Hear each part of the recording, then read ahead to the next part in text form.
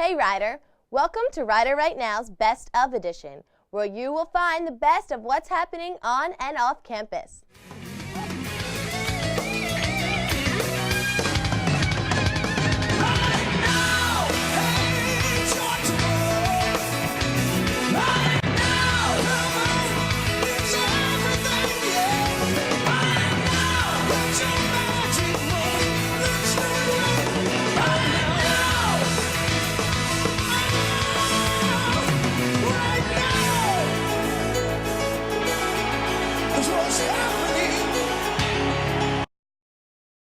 I'm your host, Kelly Dixon.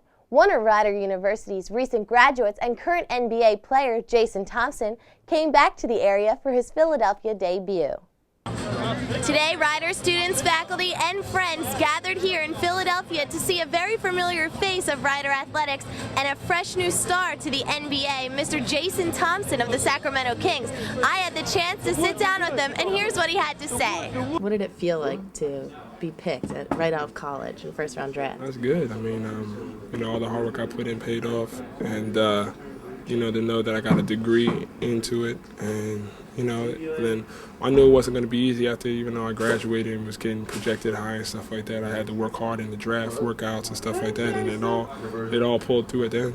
How's your life changed? What's it like living in a new city? I mean, it's good. Got my own place, and living on my own, and starting to meet new people out there. And I have some friends and family that come periodically, but it's a 3,000-mile fly, so it's kind of You were the big star at Rider, and now you're the newbie. So how are you treated differently? Yeah, I mean it's a big difference, big change, but I'm just learning from it, and hopefully this as weeks and months go and the season goes, I kind of make a name for myself and just try and get better, as the season goes. And what do you have to say to the students who are still at Rider hoping to achieve their dreams now that you've achieved yours? No, I mean, I think not even with basketball, with anything, like if you put your mind to it and got people that, they are talking about that they can't do it, just work hard at it, and networking is the most important thing, just trying to get the meet new people, and and keep doing what you're doing. If people don't think you can do it, then you won't be able to. Just work hard, and your dream could come true, like mine did. Excitement and anticipation was in the air as friends and fans, old and new, waited to get a glimpse of their number one. But it may just be his former teammates who miss him the most. It's definitely exciting to see one of our teammates, one of the guys who did everything with us last year. Definitely exciting to see him at this level. It's pretty cool, because we were with this guy every day last year, and now he's playing in arenas like this in front of 20,000 people a night. It's kind of different from the 2,000 we used to play in front of, so it's a really cool experience. I mean, it's great. I mean, I get to come out and support him, especially when he's near home. I mean, especially like the New Jersey teams, the Philly teams, New York teams, I can come see him play. It's pretty exciting to have a chance to come out and watch a young man that I had a chance to watch grow and had a chance to coach for the last couple of years. It's exciting. It's exciting for him, his family, and we're just looking forward to watching him play. Rider administrators agree that Jason's success has been beneficial to the university as well. It's given us terrific positive press, and he's been such a terrific representative of the best of Rider. We're actually getting more attention recruiting-wise when we talk to kids out there now, student athletes. They're able to identify with Rider even more than what they were before Jay graduated and got drafted, and it's helped us immensely, not only with the recruiting, but just the exposure to our university. Jason's fame certainly has not gone to his head, and he has been sure to keep in touch with friends and family back at Rider. I send an occasional text message here and there, but I want to just kind of let him be and let him do his own thing, get away from us a little bit. I talked to him quite a bit. He's enjoying it on this level now, so definitely exciting though. We talk every day. I mean, it's just the difference that we don't see each other every day. After years of experience with Jason on the court, his former teammates are sure that the Kings are better off with Jason on their roster. Jason brings a lot of intensity, hard work. He's an emotional guy. He's a fun guy. He brings whatever his team's going to need, he's going to bring it. So. Athletic, energy guy who can just get the job done day in and day out. Always play hard, just like he did for us. Versatility. I mean, he can shoot, he can run the floor. I mean, he's a big guy that can shoot the three also. And I mean, it's just hard to find him in the NBA. It was not just Rider fans who were excited to see Jason, but also the press who were full of questions prior to the game. Did you get home this weekend? I did. I had some good home cooking, and I got to spend time with the family a little bit, and it was good. Thompson took the time after the game to greet those who came to watch him play. I'll try and get everybody a kiss or a hug or something like that to see what I can do. All right? Love you guys.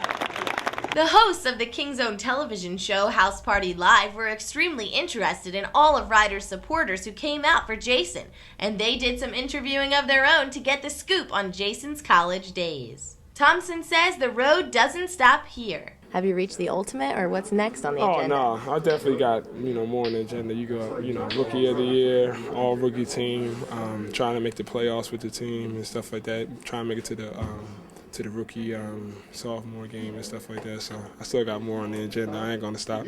And I know you are all wondering what that new paycheck has bought him. I bought a car, Escalade, 08 Cadillac Escalade. And then the next thing was to get a place. So it was good. I mean, it's funny because my parents have like these journals when I was a young kid, and it was good to see that, something that I wanted as a little kid, and I finally got it. So it was a good feeling. From the Wachovia Center in Philadelphia, Pennsylvania, this has been Kelly Dixon reporting for Rider Right Now. You can keep an eye on Jason's NBA progress by checking out the Sacramento Kings website. Back on Rider's campus, the university kicked off its winter sports season by hosting their annual Midnight Madness. Garrett? Hey Ryder, I'm here in the Alumni Gym celebrating Midnight Madness. This year the theme is Medieval Madness. Come on, let's take a look. This year's Emerging Leaders sponsored the event by completing the medieval theme with actors in costumes along red carpet and medieval portraits. The night kept rolling as students celebrated the introduction of the winter sports. This year's Madness was set up differently than previous years. Not only were students celebrating the start of the winter sports season, but Bid Day was also incorporated in the mix. The Greek community enjoyed this year's Bid Day celebration along with Midnight Madness. Rob Aberman from Rider Sports Corner met up with me to speak with a few students. I'm excited to see the dance team. All year, Bid Day, Madness, you can't beat it, right? The night was full of entertainment. Not only were students being entertained by dunking contests and dance performances, but some students participated in an ice cream eating contest. Madness seems to be a success this year due to the huge turnout. This is Garrett Williams reporting for Rider Right Now. We would like to wish the Rider basketball team good luck with a great season. The Fine Arts Department put on Cabaret, a stunning musical taking place in Berlin between 1929 and 1930 on the eve of the Nazis' rise to power. Let's take a look at the show.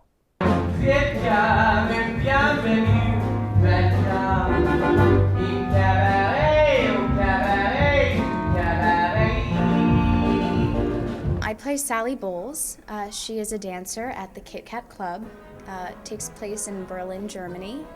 And Sally's really living in a fantasy world during the time when realism is not something she wants to be a part of. The MC is this character who floats in and out, and he's not really paying attention to anybody's stories or what's going on. He's just there to kind of pass commentary on the relationships and on the themes and the motifs of each scene, and he's not really following anybody's stories so much as he just kind of floats in and out, and he's just calling it like he sees it. I play Clifford Bradshaw. I'm the writer, the one American character in the show, and I kind of have a different viewpoint because I am American, and I come to Berlin looking for inspiration for my novel. I don't know what I'm going to write about, but writing is what I do. I'm 29 years old. I'm looking for something to bring out my story and to make me a big author, and I get drawn into Berlin in Germany, and I discover the Kit Kat Club, which is this dirty basement of a cabaret, and it draws me in. There's a lot of detail, everything from the costumes, which are fabulous, and the choreography, The music, the orchestra is amazing. The singing, the dancing, every element of the production is really something to see. And when it all comes together, it's a show that we're all very proud of. It's not one of those mainstream like Oklahoma and like, hey, it's a musical, everyone's happy and jumping around. It deals with the Holocaust and the Nazis, which is a very touchy subject, and it's definitely a grim point in the world history. And I'm hoping that they'll come and view this kind of theater as in a different light and respect it in a certain way. I'm really excited for everyone to come and just see all the hard work that we've put into this show. Be sure to keep your eyes open for future Rider productions. Not only does Riders Campus join together for fun and activities, but so does Lawrence Township, Riders' surrounding community. Garrett Williams joined the residents for a day of fun. Hi Ryder, I'm here at Lawrence Community Day in Village Park, just hanging out with some residents, listening to music and eating some food. Come on, let's check it out. This past Sunday, Lawrence Township celebrated their annual Community Day. Local businesses, community organizations, and Lawrence High School students all helped to support this community event. During my visit, I was lucky enough to bump into the township manager. This Community Day has been sponsored by our Recreation Advisory Committee, and it's an opportunity for businesses and nonprofit organizations or for-profit organizations to come and show what they make available to members of our community, what they provide as services. Amongst community supporters, Lawrence High School also sponsored this event. Student clubs from Lawrence High used this day to fundraise for different causes. DECA is a co-curricular organization for marketing students. We are doing a project for DECA, and it's about autism research. It's called STAR. It's called Students Tackling Autism Research. And we made t-shirts, cards for the cause, and we're selling them to raise money. Lawrence residents were able to share and enjoy this day with friends and family. There are a lot of people out here today, and we just love it. It is just such a wonderful time for the community to come out and see all the different organizations and family gathering. It's just a wonderful time. We have a lot of friends in the Lawrence community, so we get to see our friends, our kids get to see their friends, everybody comes together, and we also get to see new things that our community organizations have available that we might not know about during the year. As the day ended, the community became much closer. This is Garrett Williams reporting for Rider right now. Don't worry if you missed this year's Community Day. Lawrence will be holding many more events throughout the year. If you find yourself stranded without a way back to campus, Riders Cranberry Cabs are there to take you home.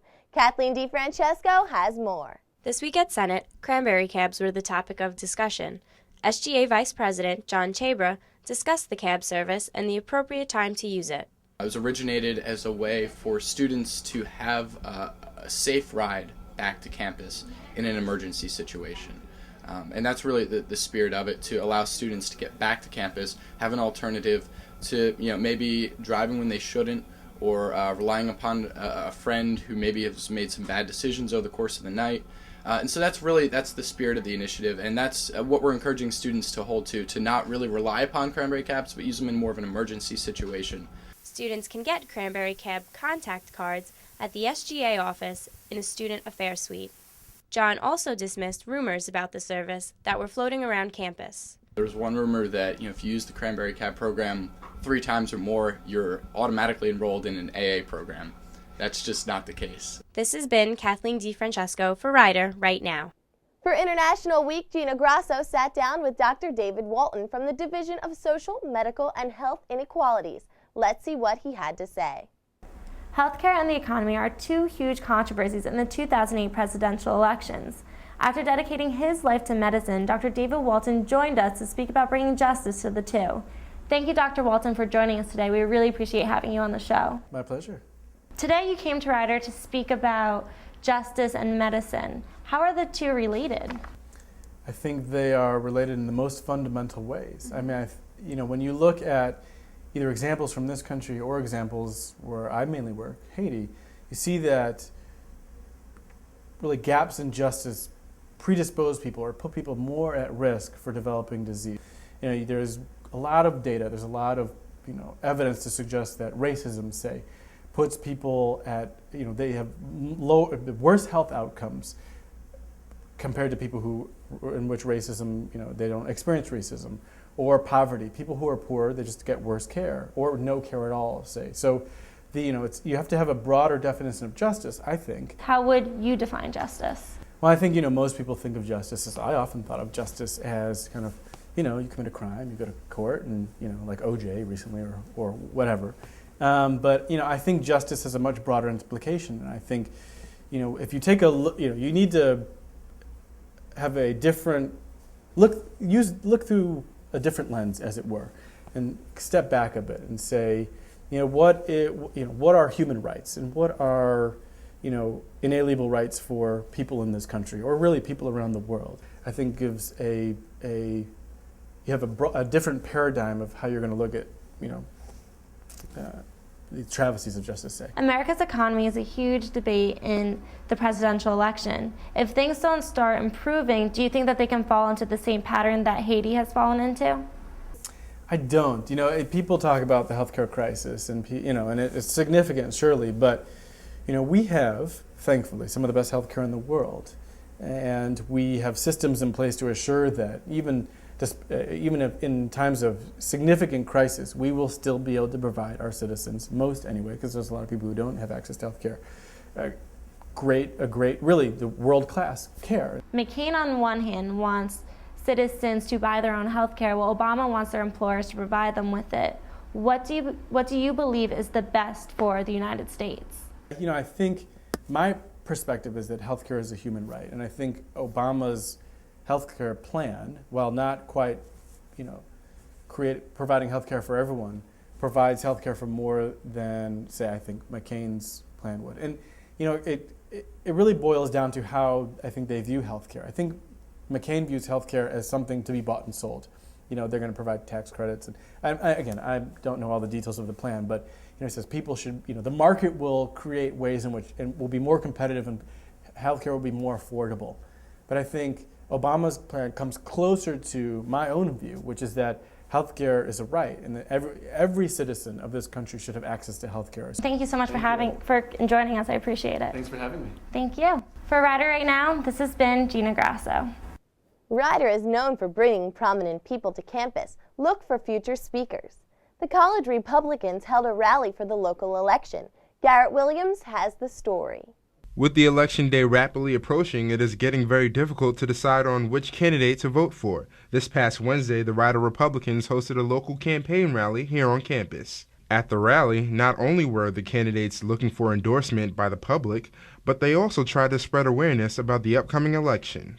During the rally, I spoke with a few candidates about what qualities to look for in deciding on who to vote for and the importance of students getting involved in politics. One of the things that we've been running on, one of the biggest tenets that we've been running on is oversight, having some responsibility.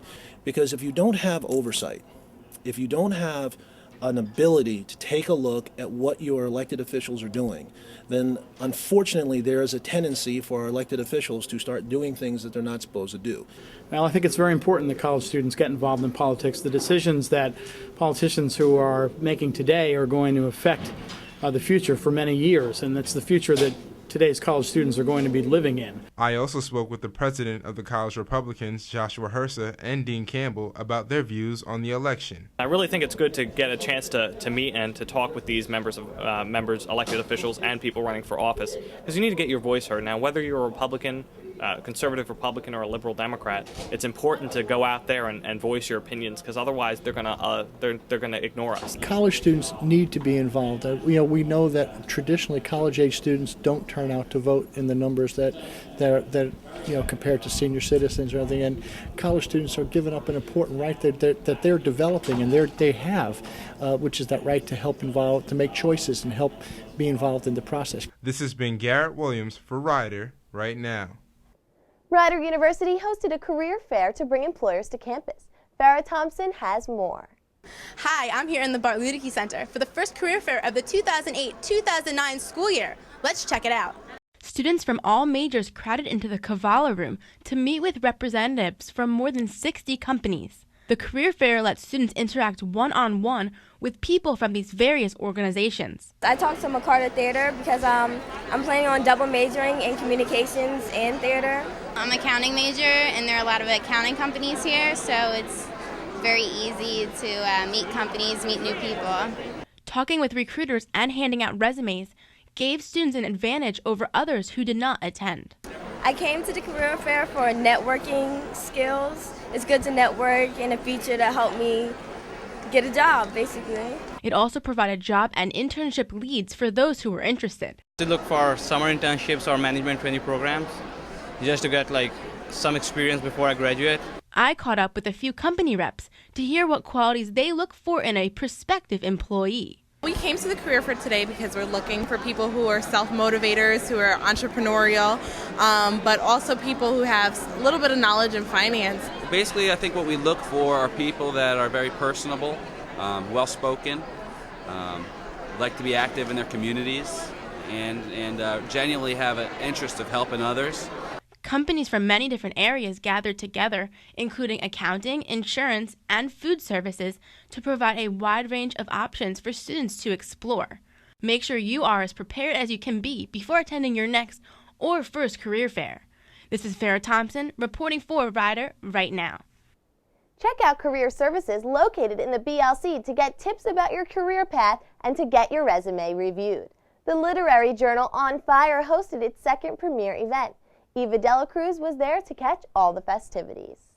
On Fire had its second journal premiere with a big celebration on Rider campus.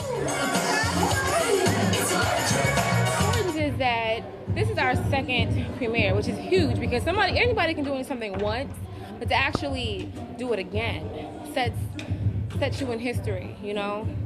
It gets people thinking, okay, well, they're serious because they were able to produce a wonderful thing twice. The event was an evening of poetry from many different students, outside poets, and alumni. We have now. Drive to be efficient pushes me to question quitters. And though I never quit, I just escaped. The two aren't distant. I think it came out pretty good. You saw us doing the electric slide and everything. You had Marcy up here singing.